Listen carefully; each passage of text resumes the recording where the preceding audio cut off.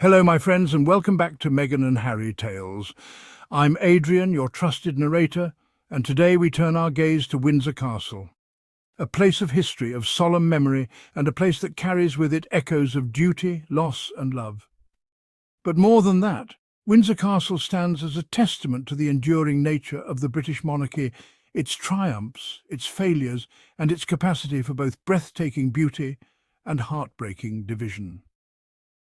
This morning, as the early September mist clung to the ancient stones of Berkshire, Prince Harry quietly arrived at St. George's Chapel.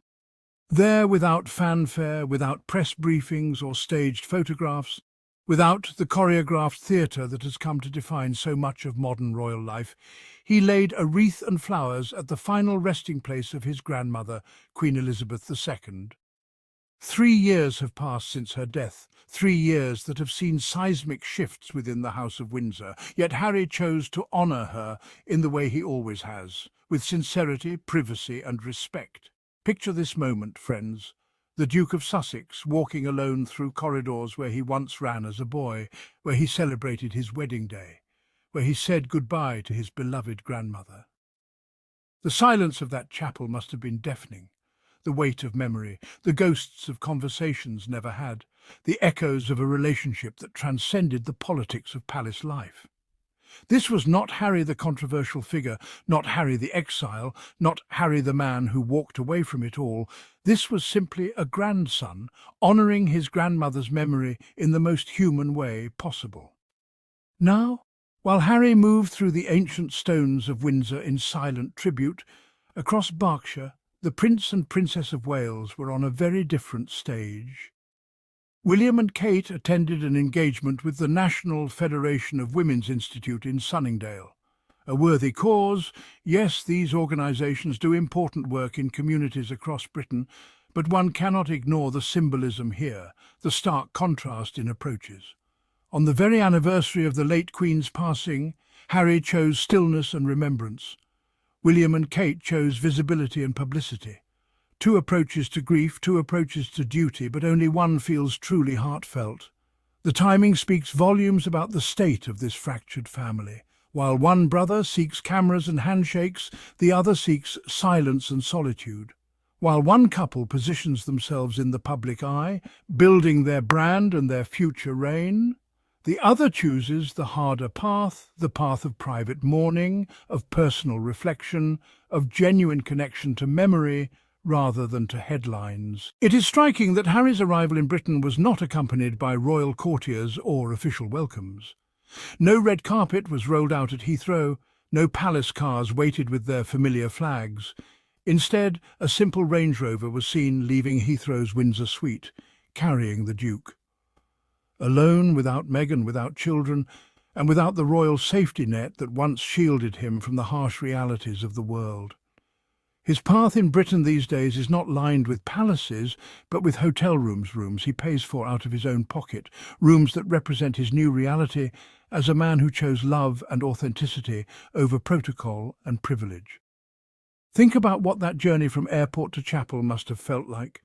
The familiar roads of his childhood, the landscape of his youth, all seen now through the lens of exile. Every mile a reminder of what was lost, what was chosen, what was sacrificed.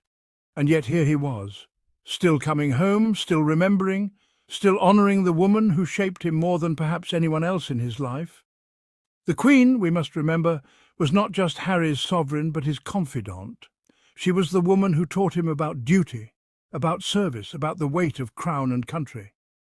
She was also the woman who understood his pain after Diana's death, who guided him through his darkest moments, who saw in him not just a spare heir but a young man with enormous potential to serve others.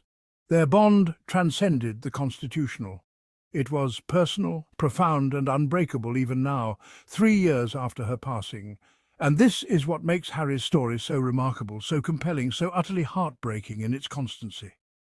Despite 19 long months of distance from his father, despite never being offered a royal residence or the dignity of a proper welcome, despite being treated as persona non grata by the very institution he once served with distinction, Harry still comes, still remembers, still honours, still shows up when it matters most.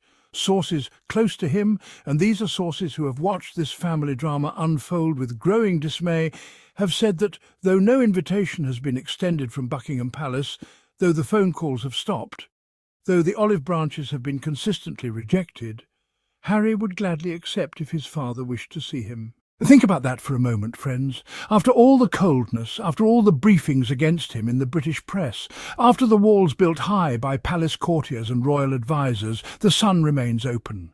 The door remains unlocked. That is not weakness, my friends, that is strength of character.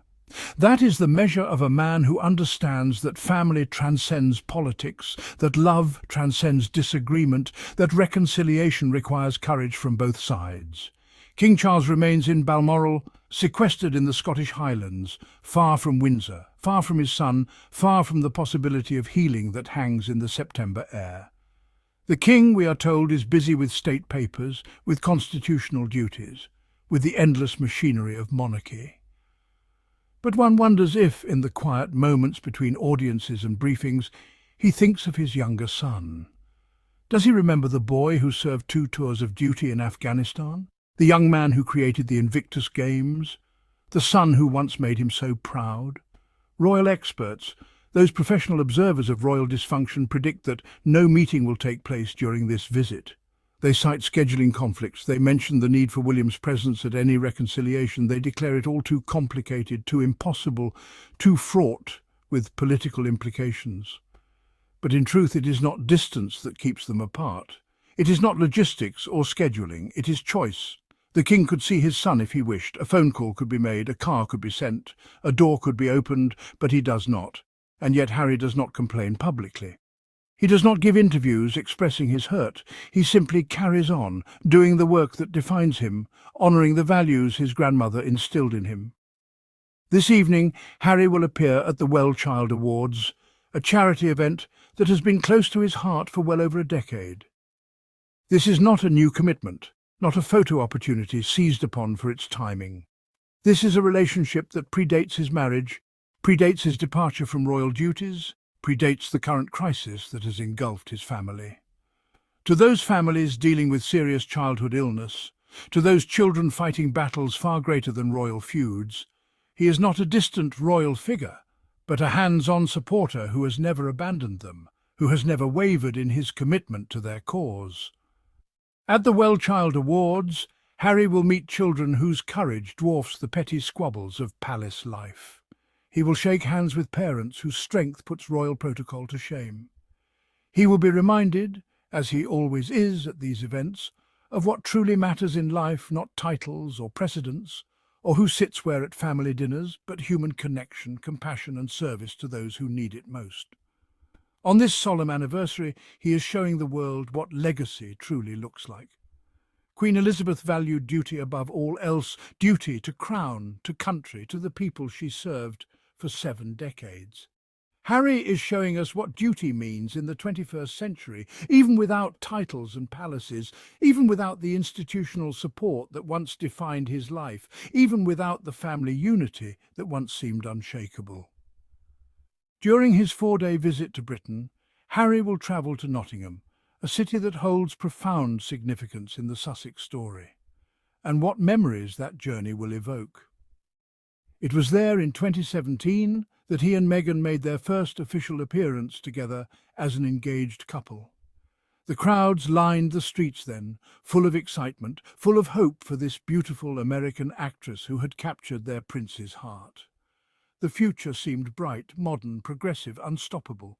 A mixed-race woman joining the royal family, bringing with her a different perspective, a different energy, a promise of change and renewal. Those images from Nottingham seem like they belong to a different era now. Harry's smile was unguarded then. Meghan's joy was palpable. They held hands, a small gesture that seemed revolutionary in royal terms. They talked to crowds, they laughed with children, they embodied a monarchy that could adapt, that could evolve, that could embrace the diversity of modern Britain. Harry's return to Nottingham will evoke all of those memories and perhaps remind Britain of what it once gained and then so tragically lost, when it drove Harry and Meghan away. The promise of that day, the hope of that moment, The possibility of what could have been all of it will hang in the air as Harry walks those same streets, alone this time, without the woman who transformed his life, without the children who have given him such purpose. And though Meghan remains in Montecito, California, 3,000 miles away, caring for 6-year-old Archie and 3-year-old Lilibet, her presence is never far from Harry's journey. Every step he takes in Britain, every hand he shakes, every wreath he lays, these actions are informed by the partnership they have built, by the values they share, by the life they are creating together, far from the palace machine that tried so hard to break them. His work, his strength, his focus, these are not his alone.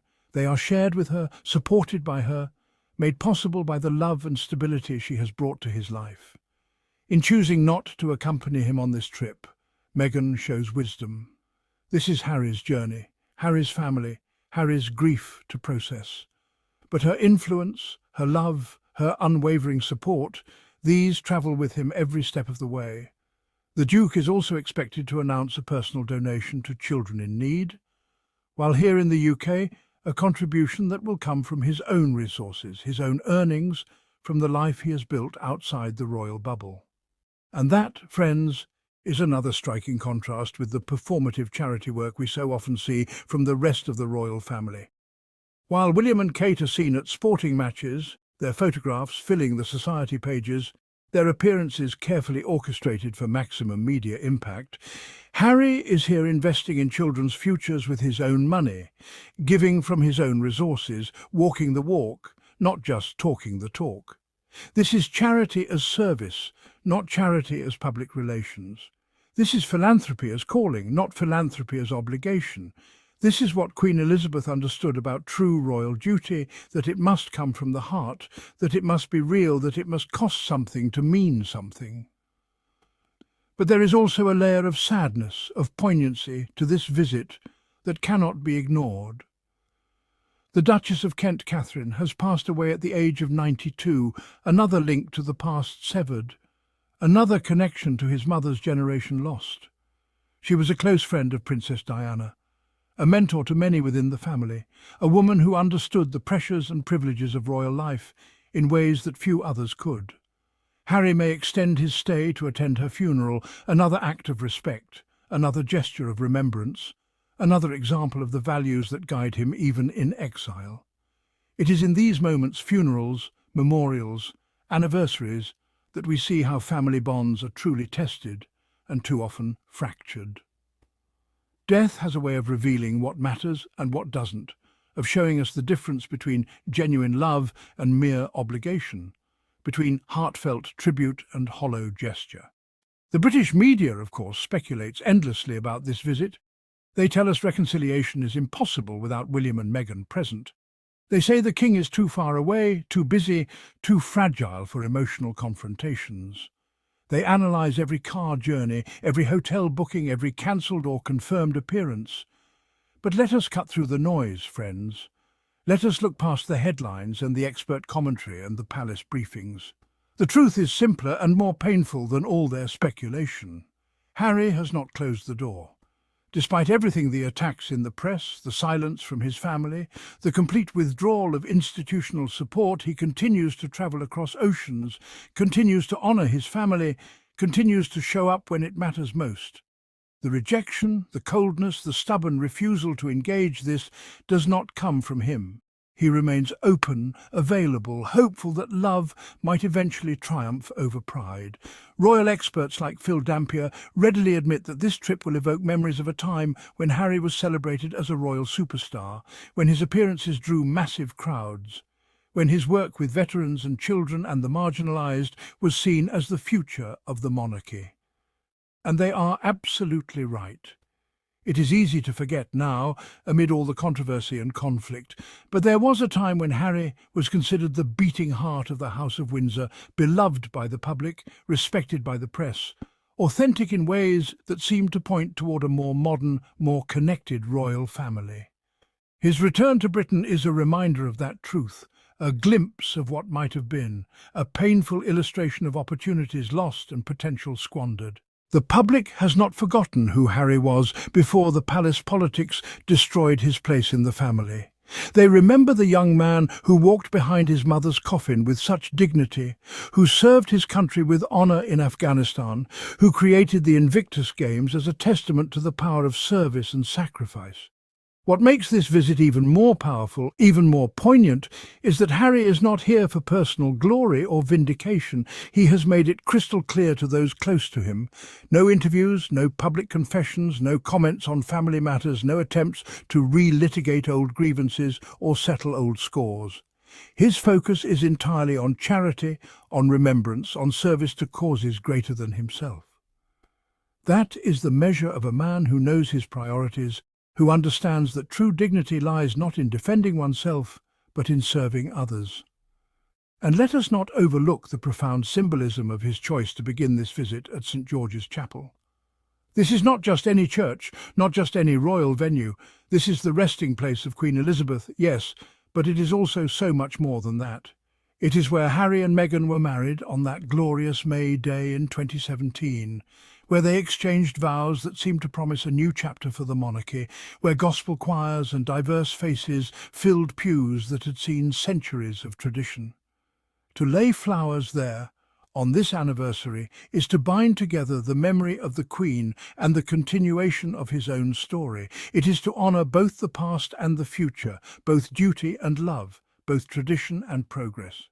It is to say without words that his grandmother's values live on in him, even if the institution she led cannot find room for the way he chooses to express them. So where does this leave us, friends? In a royal family that often seems more concerned with optics than with connection, with headlines than with healing, Harry is reminding us that authenticity still exists. That duty can be lived quietly, without cameras, without strategy, without the endless calculations that seem to drive so much of royal behaviour. That family, however broken, however divided by pride and politics and pain, is still worth honouring. Yes, Harry will spend his nights in a hotel rather than a palace bedroom where he once slept as a child.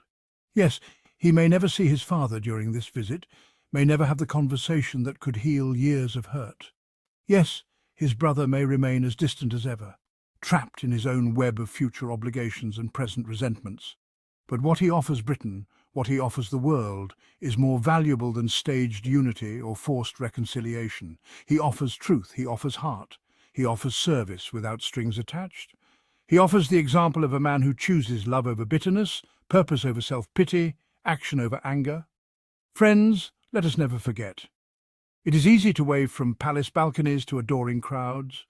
It is easy to cut ribbons and shake hands and smile for photographers when you have the full machinery of the monarchy supporting your every move.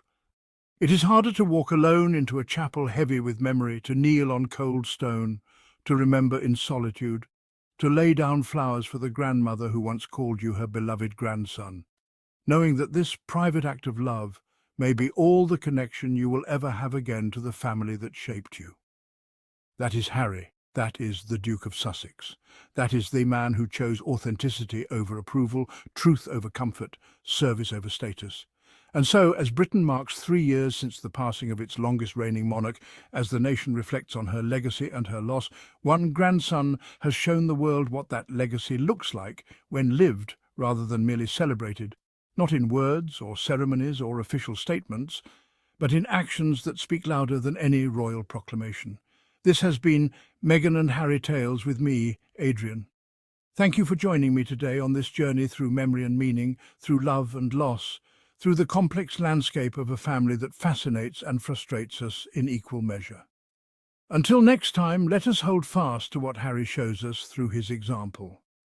That compassion costs nothing but gives everything, that courage is often quiet, and that commitment to our deepest values matters more than any title, any palace, any throne.